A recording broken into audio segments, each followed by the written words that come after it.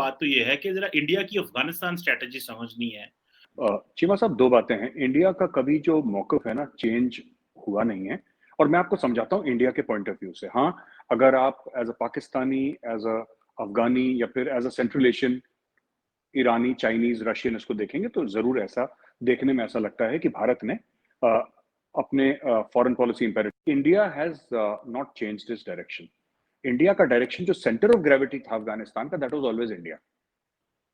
India का कल benefit northern alliance के साथ था तो इंडिया नदर्न अलायंस के साथ था। आज भारत का बेनिफिट अफगानिस्तान के। देखिए, रियल पॉलिटिक ये कहती है कि जो पावर में है, अब हम मुंह फुला के तो नहीं बैठ सकते। अफगानिस्तान में हमारी $3 अरब की इन्वेस्टमेंट है और अफगानिस्तान से हमें पाथ मिलेगा सेंट्रल एशिया का, हमने जिसके लिए चाबहार। सो एक्चुअली अगर आप सारा कुछ देखें तो इंडिया हैज स्पेंड रफली $5 billion on this entire thing. Iran Iran की क्या खूबसूरती है चीमा साहब? ईरान की खूबसूरती हमारे लिए ये है कि it provides us an access to Afghanistan and Central Asia. वो ईरान की खूबसूरती है। अगर ईरान का सिर्फ तेल लेना था तो वो तो जहाज से ही आना है ना, वो तो बाय रूट, बाय लैंड नहीं आना है, बाय रेल नहीं आना है, वो तो बाय सी ही आना है ईरान से। अगर हमने तेल लेना तो मैं अगर की बात कर रहा हूँ। तो चीमा साहब, बेसिकली क्या है कि we put India at the centre. इसलिए वो यूक्रेन और रशिया में भी हमारे ऊपर ये तोहमत लगाते हैं कि साहब, यू नॉट, आप किसकी तरफ हैं, आपको एक तरफ लेनी पड़ेगी। तो जयशंकर साहब ने वही बोला कि हम इंडिया की तरफ हैं। तो वही मैं आपको समझाने का इंडिया का माइंडसेट है कि ये जो अफगानिस्तान है, हमें ऐसा लगता है कि Taliban are there to stay for some time. जब तक इनके सॉइल से दोबारा कोई बड़ा वेस्ट में अटैक ना हो, आप और मेरे जैसे काले भूरे मरते रहें, कोई नहीं पूछता। जिस दिन भगवान न करे गोरे को कुछ हुआ, फिर बम बरसेंगे। तो यही होता है, ये this is how the world works. So अगर वहां से कोई अटैक होता है और अगर वहां से कोई वेस्ट में कुछ अटैक होता है, फिर अमेरिकन फाइटर्स आएंगे, फिर मिसाइल्स आएंगी, फिर ड्रामा होगा। तब तक के लिए Taliban is there to stay and we have to deal with Taliban. एक तो ये चीज है। अच्छा, दूसरी ये चीज है कि if we don't deal with the Taliban Cheema sahab, Pakistan and China will deal with the Taliban ना। somebody will deal with the Taliban. ऐसा थोड़ा ना कि आप ये बोलोगे कि जी आप इंडिया के साथ बैठ के चाय पी रहे हो तो हमारे साथ नहीं। आप भी वहां पे हो, चाइना भी वहां पे है, रशिया भी वहां पे है, सेंट्रल एशियन रिपब्लिक्स भी वहां पे हैं, ईरान भी वहां पे है, सब कुछ है। तो India is trying to find its space. But India के साथ फायदा एक बहुत बड़ा है, which most countries including Pakistan don't have in Afghanistan. और फायदा वो सबसे बड़ा जैसे पाकिस्तान का है, जियो स्ट्रेटेजिकली पाकिस्तान बहुत एक जबरदस्त, it's one of the few countries in the world, दो तीन ही कंट्रीज होंगी जिसकी जियो स्ट्रेटेजिक लोकेशन इतनी जबरदस्त है जितनी पाकिस्तान की है। इंडिया का फायदा क्या है अफगानिस्तान में कि the common Afghan people love India. Common जो अफगान पीपल हैं चीमा साहब, दिल्ली में आए हैं तो पूरा छोटा अफगानिस्तान बसा हुआ है यहाँ पे। इनके लोग यहाँ पे पढ़े हुए हैं and many people have studied here, gone back, इनके घर हैं यहाँ पे। तो जैसे आप ये कहते हैं ना कि पाकिस्तान में घर हैं, वेदर इन कराची, वेदर इन खैबर पख्तूनख्वा, क्वेटा, आपके जो एरिया हैं, यहाँ पे अफगानों के घर हैं जो रेफ्यूजी आ रखे हैं, उसी तरीके से हिंदुस्तान में भी हैं। एंड तीसरी चीज, कहीं ना कहीं अफगान तालिबान को इस बात का एहसास है चीमा साहब कि Indian investment is non predatory, unlike China. जैसे चाइना ने श्रीलंका में, मैं आपका प्रोग्राम देख रहा था जो आपने वो श्रीलंकन प्रोफेसर के साथ करा था, वो मैंने देखा था चीमा साहब। सो जैसे कि चाइना की इन्वेस्टमेंट है जिसने पूरा मुल्क साफ कर दिया। वो बता रहा था आपको जैसे ना कि मतलब एक एयरपोर्ट बनाया जहां पे प्लेन लैंड नहीं करते, एक पोर्ट बनाया जहां पे जहाज नहीं आता, और वो अरबों डॉलर का है क्योंकि कोई ना कोई तो वापस करेगा उसको, और वो बना दिया। और उसको कोई उसको जिसको कहते हैं कि इस्तेमाल नहीं करता। उसी तरीके से कहीं ना कहीं we are also trying to tell the Taliban, we are also trying to tell Afghanistan कि देखिए, हमने आपके यहाँ $3 अरब खर्च करे, 2 या 3 अरब जैसे भी हमने खर्च करे, हमने आपसे कुछ मांगा नहीं इसके एवज में। हम आगे भी अरबों डॉलर खर्च करेंगे, हम आपसे कुछ मांगेंगे नहीं कि हमें कंधार दे दीजिए, हमें काबुल दे दीजिए, इसका एयरपोर्ट दे दीजिए, ये सब we will not ask you, this is in good faith. अब देखिए, बात यह है ना कि it is an extension of foreign policy. So when India is spending money, obviously India is seeking influence Cheema sahab. मतलब हम लोग एनजीओ तो नहीं चला रहे, हम लोग एनजीओ नहीं चला रहे। हाँ, we are doing it for foreign policy sake, we are doing it for this thing. But लोगों को भी दिखता है, और अफगानों को पिछले 15-20 साल में ये बात दिखी है कि जो इंडियन इन्वेस्टमेंट्स हैं, they are more, if I can say, human friendly, they are more human friendly than China. तो ये दो तीन बातें हैं चीमा साहब। एक जो मैं इसके साथ नया पॉइंट अटैच करना चाहता हूँ, पाकिस्तान के कंसर्न, जो सिक्योरिटी कंसर्न्स हैं, पाकिस्तान पूरी, मेरा ख्याल है 40-45 साल हमारी ये सारी स्ट्रैटेजी अफगानिस्तान पे यही लगी रही कि इंडिया का इन्फ्लुएंस ना हो। डेफिनेटली हम ये चाहते रहे शुरू से, या इस पाकिस्तान अफगानिस्तान को एज ए स्ट्रेटेजिक डेप्थ के तौर पे माजी में इस्तेमाल करना चाह रहा था, अब वो सारी बातें खत्म हो गई हैं। सो नहीं, ऐसा नहीं है चीमा साहब, हम भी ऐसे कोई दूध के धुले नहीं है जैसा मतलब हम लोग करते हैं। पाकिस्तान भी दूध का धुला नहीं है ना, अफगानिस्तान दूध का धुला है। अफगानिस्तान भी पाकिस्तान और भारत से फायदा उठा रहा है, और जो भारत है अफगानिस्तान में, ऑफ कोर्स हम लोग अच्छा करना चाहते हैं, वो एक पार्ट है, लेकिन that is not the whole story. It is also denial of space to Pakistan and China. जैसा मैंने शुरू में बोला था चीमा साहब, अगर हम नहीं होंगे तो आप होंगे, आप नहीं होंगे तो चीन, कोई ना कोई तो होगा वहां पे। अच्छा, दूसरी चीज है कि mining operations already Indian companies Afghanistan में कर रही थी, और according to our understanding rare earth materials बहुत ज्यादा है वहां पे।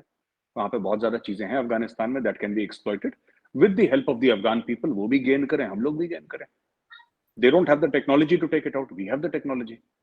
और हम उनके साथ एक बात तो है कि whenever we sign a contract with them, और अगर तालिबान ठीक समझता है, आगे चल, मैं आज की बात नहीं कर रहा, 2 साल के बाद की बात, 3 साल, 4-5 साल, अगर तालिबान ठीक समझता है तो we'll even put it up on the website कि जी इतना है, ये कंपनी की शेयर होल्डिंग है, इतना अफगानियों के पास है, इतना इंडियंस के पास। So that is, we are very clear about that, it's a transparent thing, क्योंकि हमारे पार्लियामेंट की कुछ ऐसी रिक्वायरमेंट्स हैं। इट्स नॉट कि अगर हम चाहें भी छुपाना, तो पीपल पार्लियामेंट की स्टैंडिंग कमिटीज हैं, वी हैव टू वहां पे जाके, जो मिनिस्टर इंचार्ज है उस बेचारे को वहां पे जाके गवाही शवाही देनी पड़ती है पार्लियामेंट के सामने, तो इट्स थोड़ा सा यहाँ पे डिफिकल्ट मामला है। अच्छा, तीसरी चीज है कि लैंडलॉक्ड कंट्री आपने बताया, फिर आपने फौज की बात करी। अफगान फौज को तो हम पहले से ट्रेन कर रहे थे। अब अगर 2 सेकंड के लिए आप तालिबान वर्ड निकाल दें, इसमें यही तो वर्ड है जिसकी वजह से वेस्ट को प्रॉब्लम है और सबको प्रॉब्लम है। अगर आप तालिबान को निकाल दें तो वही तो अफगान आर्मी है आज की तारीख में। Not actually, not actually Cheema साहब, मैं गलत ही बोल रहा हूं ऐसे, लेकिन व्यूअर्स को समझाने के लिए, अफगानिस्तान, अगर आप अफगानिस्तान में जो तालिबान है उसको अगर आप अफगान गवर्नमेंट मानते हैं, अगर आप उसको अफगान गवर्नमेंट मानते हैं जिसके साथ दुनिया बातचीत कर रही है, जिसके साथ दुनिया डील कर रही है, डिप्लोमेटिकली ना कर रही हो फिर भी डील कर रही है, तो फिर जो उनका मिलिशिया है आप उनको आर्मी मानेंगे। It's it's a natural extension. तो ये चीज है, हम उनके वैसे भी अभी 100, 150, 200 कुछ उनके ऑफिसर कैडेट्स हैं जो हमारे पास यहाँ पे हैं, जो अभी तक वापस नहीं गए, उनको अपनी जान का खतरा है अफगानिस्तान में। सो वहां पे भी उनसे बात करी जाएगी कि इनको सेफ पैसेज अगर दिया जाए, वरना they welcome to stay in India. Afghanistan के तो वैसे ही लोग दुनिया भर के, आप अगर लाजपत नगर चले जाएं और दिल्ली में इस एरिया चले जाएं, तो आपको तो वहां पे कुछ कुछ ऐसे एरियाज हैं कि आपको अफगानी अफगान दिखाई देंगे, इंडियन तो दिखाई नहीं देंगे। उनके रेस्टोरेंट्स, उनके होटल्स, अफगानियों का बिजनेस वहां पे इतना फैला हुआ है दिल्ली में। साकेत में चले जाएं, जो हॉस्पिटल्स हैं साकेत में, वहां पे आपको बिल्कुल अफगानी दिखाई देंगे अपना इलाज करवाने के लिए, तो भरे हुए हैं यहाँ पे दिल्ली में। मतलब it's not an uncommon sight to see an Afghani in Delhi, Afghan. एक तो ये बात है। फिर आपने लैंडलॉक कंट्री की जो बात करी चीमा साहब, जाहिर सी बात है अफगानिस्तान लैंडलॉक्ड है, एंड इसी तरीके से जो चाबार पोर्ट बनाया गया, जो वो रेलवे लाइन बनाई गई, ईरान का फिर मूड खराब हो गया बीच में 2019-2018 में कि हम इंडिया के साथ पार्टनरशिप नहीं करेंगे। फिर 2020 में उसने बोला कि नहीं जी, थोड़ी हमें कुछ ये दे दें, वो दे दें, फिर उसने फिर एमओयू साइन करा, फिर वहां पे धीरे धीरे काम। So grand idea is this, basic idea क्या है, to reach Afghanistan through Iran.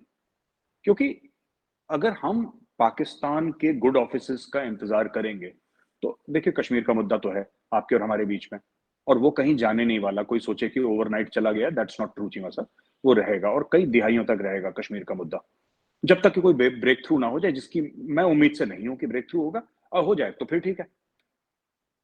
How do we reach Central Asia? We reach it through Iran, and that is the long term strategy, reach it through Iran. And it's very clear, आपको भी समझ में आ गया होगा, India जो अरबों dollar खर्च कर रहा है चाबार पोर्ट या जैदान या क्या नाम है उस रेलवे लाइन का, भूल ही जाता हूँ, मेरे दिमाग से निकल जाता है नाम, वो जो रेलवे लाइन इंडिया बना रही है वहां पे, उसमें कितने मिलियंस इंडिया खर्च कर रही है। So that is why what is our interest in Iran? Our interest in Iran is Central Asia, our interest in Iran is Afghanistan. Lawlessness की बात है, वो वो चीमा साहब वो मैनेज करने वाली चीज है। फिर अमेरिकन ने गलत करा, अमेरिकन ने गलत करा। देखिए ब्रिटिश ने जब अफगानिस्तान को रूल करा था, they knew how to rule. ये अमेरिकन को ना, अमेरिकन हर चीज में बम मार दो, तलवार से काट, इनका दिमाग ही खराब है अमेरिकन का। They are not very mature people, British are very mature. इतना सा यूपी से छोटा देश है, ठीक है, इतना सा है बिलांद भर का, आपने देखा पूरे आधी दुनिया पर राज करा उसने। How you manage these things? आप जो ट्राइब्स हैं वहां पे, you deal with the tribes, you deal with them, you pay them off, you buy their loyalty, you give them respect।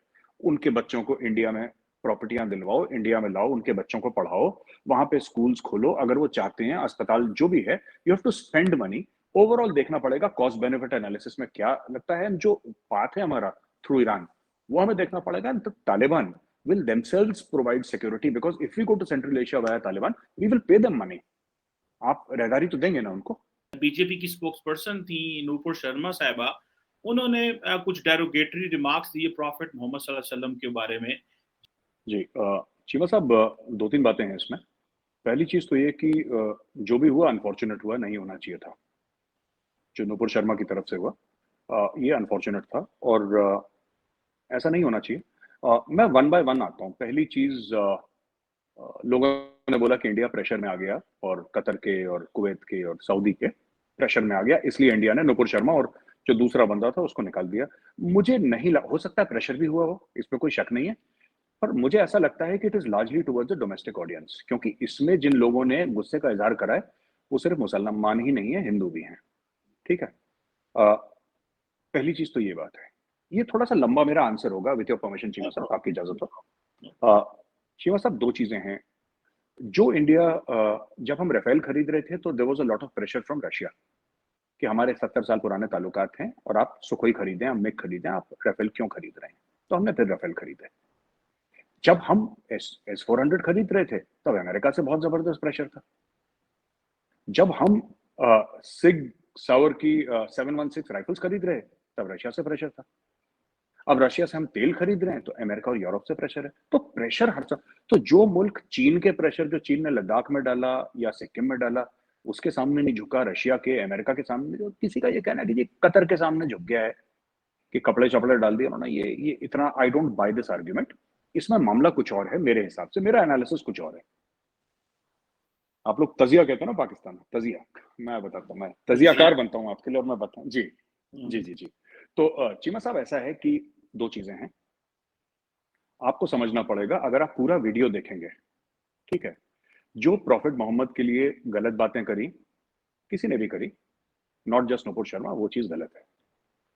लेकिन हमारे देवी देवताओं के लिए भी मुस्लिम स्पोक्स पर्सन बहुत गलत चीजें बोलते हैं और कोई उस पर बात नहीं करता।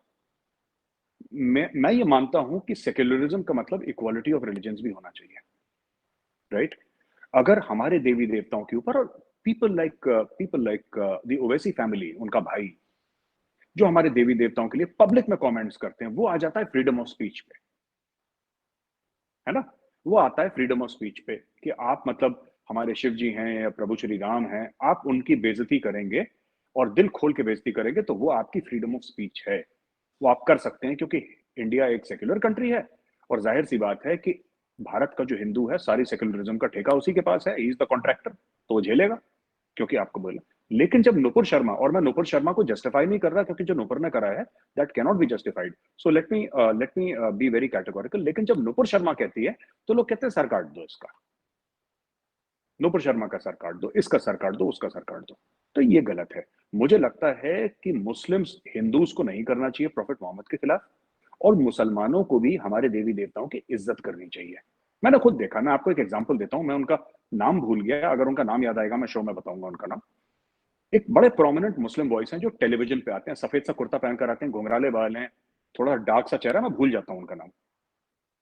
उन्होंने लाइव टेलीविजन पे बोला जब राम जन्म मूवी की बात चल रही थी, ठीक है, अब हमारी आस्था जुड़ी है प्रभु श्री राम से, मेरी आस्था एज ए हिंदू जुड़ी है, वो टेलीविजन पे ये कह रहे हैं कि there was nobody called Lord Ram, there is no proof. मेरे सामने मैंने देखा, उन्होंने बोल दिया, उनको किसी ने कुछ नहीं बोला, कोई गुड्स के ऊपर कपड़ा नहीं रखा किसी ने, कुछ नहीं हुआ। मतलब एक कैजुअल कम्युनलाइजेशन है। लेकिन हमारे देवी देवताओं को भी गालियां देना, उनकी गंदी गंदी तस्वीरें निकालना, उनकी नंगी तस्वीरें निकालना, ये बड़ा कॉमन है इंडिया में। और जो इंडिया का हिंदू है चीमा साहब, उसको पसंद नहीं आता। हम ये नहीं मानते, मैं आपको दिल से बताता हूं Cheema sahab, and I am talking to you as a friend, not that we are having a professional conversation. I do not consider my religion to be superior to your religion. I do not consider कि मैं हिंदू हूं और आप मुसलमान हैं तो मैं आपसे बेहतर हूं। लेकिन मैं ये नहीं चाहता कि कोई मुसलमान भी ये सोचे कि वो मुझसे बेहतर है क्योंकि मुसलमान है। आपका रिलीजन आपका पर्सनल मामला है, मेरा रिलीजन मेरा पर्सनल मामला है। We can still be friends, हम लोग दोस्त हो सकते हैं, हम लोग इख्तलाफात रख सकते हैं, हम लोग बहस कर सकते हैं, लेकिन हमारी एक गुंजाइश है कि अगर मैं कभी इस्लामाबाद आऊँ, आप घर पे बुलाएं चाय के लिए, आप कभी नोएडा आए तो मैं आपको खिलाऊं कुछ यहाँ के लोकल खाने, मैं आपको ले चलूं, तो इतनी गुंजाइश होनी चाहिए। मुझे ऐसा लगता है कि दोनों मजहब, जो हिंदूज हैं और मुस्लिम्स हैं, I think there is a need to respect the religious figures of each. और मैंने ठीक है, जो टीवी स्टूडियो पे बोला वो it was very unfortunate, but मैंने एक बात नोट करी है चीमा साहब की, मुस्लिम पक्ष से भी बहुत ज्यादा कम्युनल हेट्रेड आता है। और मैंने खुद देखा है, मैं किसी की सुनी बात नहीं कर रहा, मैंने खुद देखा, छोटी चीजें जैसे मैंने आपको बताया, वो टेलीविजन पे बोल रहा है in a country that is 82-83% Hindu, उसमें कह रहा है कि क्या प्रूफ है, कौन सा प्रभु श्री राम का बर्थ सर्टिफिकेट आपके पास है बताइए। उस जमाने में कहां बर्थ सर्टिफिकेट होते थे? ना आप जिनको इज्जत देते हैं ना उनका था, ना हम जिनको इज्जत देते किसी का भी नहीं था। ये तो फेथ की बात है ना, ये एक आपका अकीदा है, एक हमारा अकीदा है, तो हम आपस में इज्जत देंगे तभी तो आगे चलेंगे। तो ये सब नहीं होना चाहिए ना हमारी तरफ से, इन द सेंस कि ना हिंदूज की तरफ से ना मुस्लिम्स की तरफ से, और ये चीज बंद होनी चाहिए।